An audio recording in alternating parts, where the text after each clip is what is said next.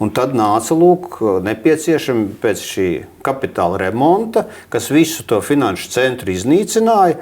Un ja mēs tagad paskatāmies uz finanšu pakalpojumu eksportu, tad Lietuva mums ir tālim priekšā. Lietuvieši ir numuri 1 Baltijā, kas nodarbojas ar finansēm, bet mēs esam sevi pārregulējuši tā, ka jau gandrīz viens otram naudu nevar dažus simtus pārskaitīt. Kontu nevar bankā atvērt.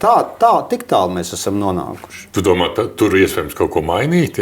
Ne, iespējams mainīt tad, ja maina attieksmi. Ja turpina šo te birokratizēto attieksmi, nekas nemainīsies. Un tāda birokrātija ir uz katra soļa. Ne tu vari māju uzcelt normāli, tev ir birokrātija uz birokrātijas. Gandrīz jau lika pierādīt naudas izcelsmi, pirms tu vispār vari lāpstu iedot zemē, kur tu ņems naudu un kā. Nu, var sakot, tikai uz kredītiem varbūt varētu būvēt un tā. To varētu mainīt tikai. Un kā tā birokrātija izveidojās? Lielā mērā tās birokrātijas pamatā ir savstarpēja neusticēšanās. Jo nevarēja uzticēties cilvēkiem. Visi zog, visi korumpēti, un tad ievieš visādus normatīvus. Priekšrakstus. Jā, ar to tas galvenais, kas šo ievadīja fāzi, bija jaunais laiks.